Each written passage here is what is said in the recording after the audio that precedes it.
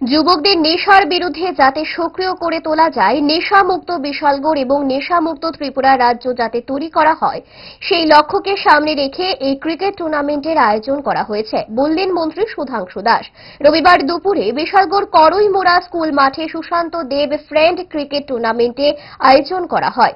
মৎস্যমন্ত্রী সুধাংশু দাসের হাত ধরে এই খেলার উদ্বোধন করা হয়। উপস্থিত ছিলেন এলাকার বিধায়ক সুশান্ত দেব, বিশালগড় বিজেপি মণ্ডলের মণ্ডল সভাপতি তপন দাস, জিমনাস্ট দীপা কর্মকার, বিশালগড় ব্লক পঞ্চায়েত সমিতির চেয়ারপারসন অতসী দাস সহ অন্যান্যরা।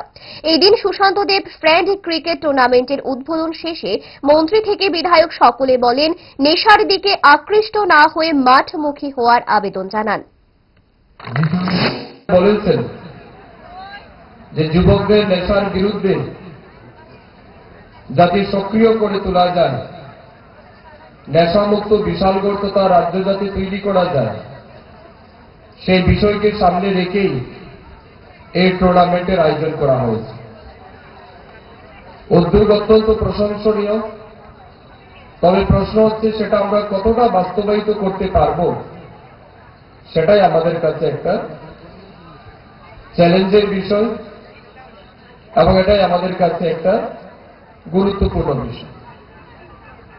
একজন বিধায়ক চাইলেই কিংবা সরকার চাইলেই কিংবা মন্ত্রীরা চাইলেই রাজ্যকে নেশামুক্ত করতে পারবে এই কথাটা ঠিক নয়।